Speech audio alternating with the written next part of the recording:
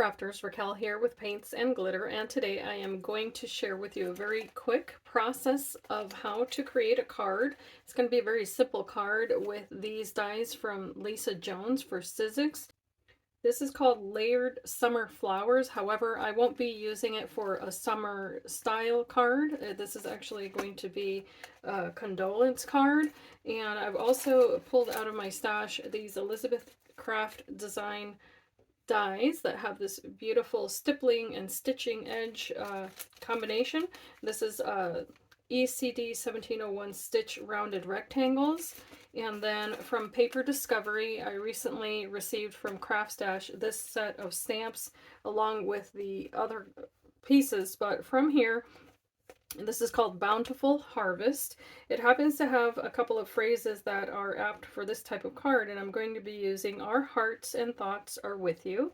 And then I recently also got a stack of papers from DCWV. They were new to me, but they're not a new. It's called the Chateau Lavender, and that's from DCWV. That's where I've gotten this pattern paper from. I went ahead and cut it out with the rectangle dies. To make the base of this card, I've used this craft cardstock, and it's 280 GSM, so it's a really nice weight for the base of a card. That's what I've used here. I also used my We Are Memory Keepers punch to go ahead and punch out the corners to match the rounded corners there for the dies. So that's the back, as you can see. Using a smaller rectangle, I went ahead and cut out two pieces of paper. One of them is vellum, and the other one is this white paper. On the vellum, I did heat emboss with Nouveau embossing powder the sentiment which says, "Our hearts and thoughts are with you." That is from the Paper Discovery collection, and it's the stamp right here. Then I also went ahead and dry embossed this paper, so it has this floral motif, and this is an older embossing folder that I've had in my stash for quite a while. I can't recall who makes it, but I'm not sure if it was Sizzix or if it was Anna Griffin for Sizzix. I can't recall now. So the other part of this card is going to be, of course, the assembly of these flowers. These dies, if you're not familiar with them, do not come with instructions, but they do come with that pretty image on the front. And this is quite tattered now because I had to bend the card to be able to pry the little dies off of there. It comes with this adhesive here. It's quite tacky. And as you can tell, there's only 3 little dies here. I'm going to give you a close-up. These are the smallest in the set. And those tiny little dies, I will explain how you'll use them. What I've done here is a sort of little menu board, so that way you can see how to assemble these. This die here, I cut out with this lighter pink paper, and it coordinates with this little piece, and then this little piece. So putting those together, I created this flower.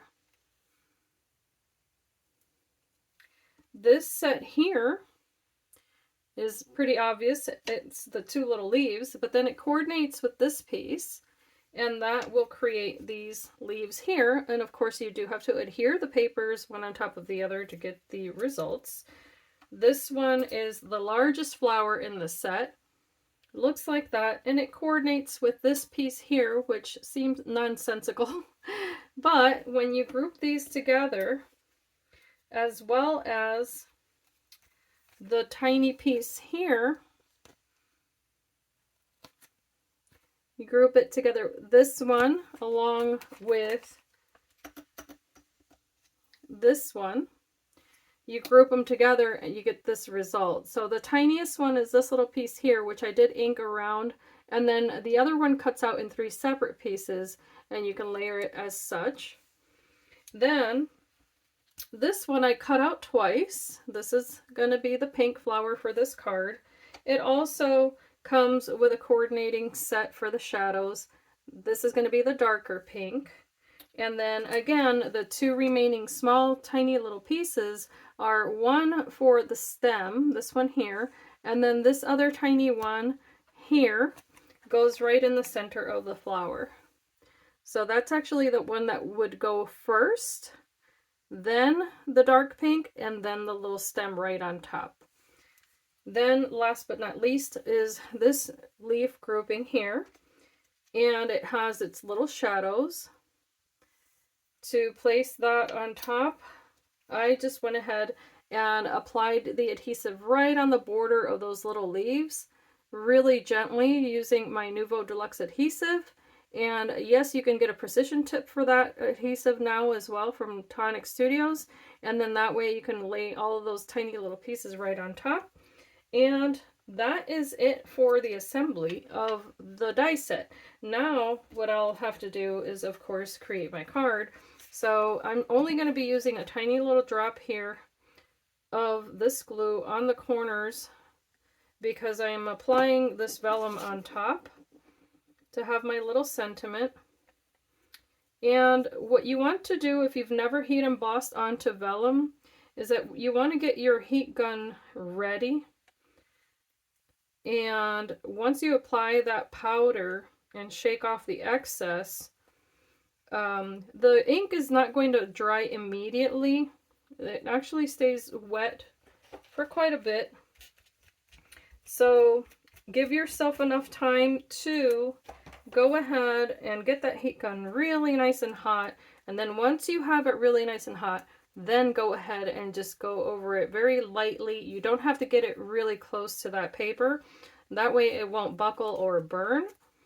And you'll get some really nice results. So here's the sentiment. I'm just removing any excess adhesive. And I'm going to place this here. And you don't have to dry emboss the paper, but I love embossing. So any excuse that I can give myself to go ahead and use that technique, then I like to add it to my card making. These are the hardest kinds of cards to make, of course. However, they are, I think, very necessary. And here what I'm going to do is I'm going to take a look at the front piece here to guide myself. And what I see is that it looks really nice and balanced if I use this larger flower first. And of course you can do this any way that you like. I have a little smudge on my vellum there and I kind of want to hide that. So I think that I might switch this around a tiny little bit just to help myself with that. And of course I don't want to cover the sentiment. So I'm going to see how I'm going to place these flowers around here. And that's the great thing about these kinds of sets, is that then you use them as you like. There's no rule that says that you can't use it in one way or another. Of course, this is very monochromatic on purpose because of the theme, but you can do a monochromatic card in very light colors or bright colors and make it a whole lot happier. But as you can see here, I'm just playing around first with placement before I commit. And then once I'm happy, that's when I'll go ahead and add my glue. So I might actually add this one down here just to bring the eye lower, a tiny bit lower, and still keep my placement like so. And I think I'm happy with that. So now I am going to strategically place my glue, bearing in mind the edge of the card, and you don't need a lot of adhesive if you're working with this type of glue. A little drop is sufficient. So here, just going to lift this for a second, place my drop, and so on and so forth. This is also a great set for recycling small bits of paper that are left over from larger projects, and that is some of what I've done here.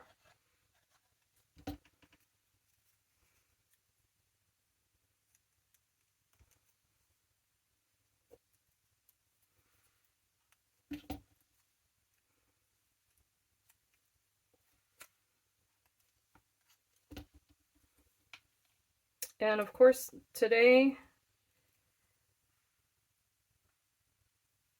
I've been working with inks, so that explains my fingertips if you're wondering.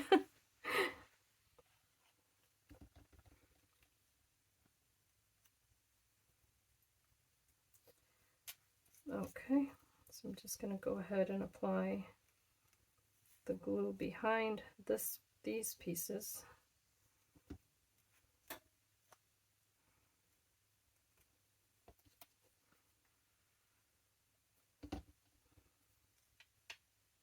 Oops. If it shifts, don't worry too much. The glue does dry clear. I'm just being extra careful because of the fact that this is vellum. And the reason I added the vellum was to soften the background a bit. So I'm going to move this down a tiny bit there. There we go.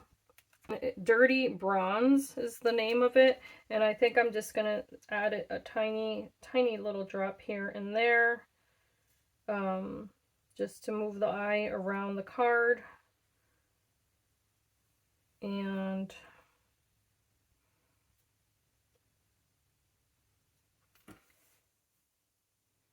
just to add a tiny bit of dimension. If your drops move with you, that means you need to slow down. So, okay, but you can definitely make it larger if that bothers you. Just go right over it, twirl it, then let go.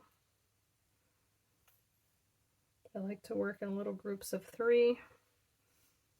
And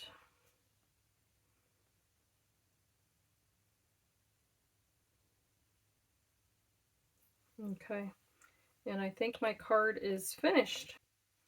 Here's the final result. I hope that this is useful to you. Don't forget to subscribe if you're new to my channel. Hit that like button if you enjoy card making, and the notification bell so that you don't miss out on future videos. And if I do have any links, they will be posted down in the description of this video. I thank you for your time, and as I always say, I hope that you can be inspired and be blessed, and I thank you so much for watching. Bye-bye.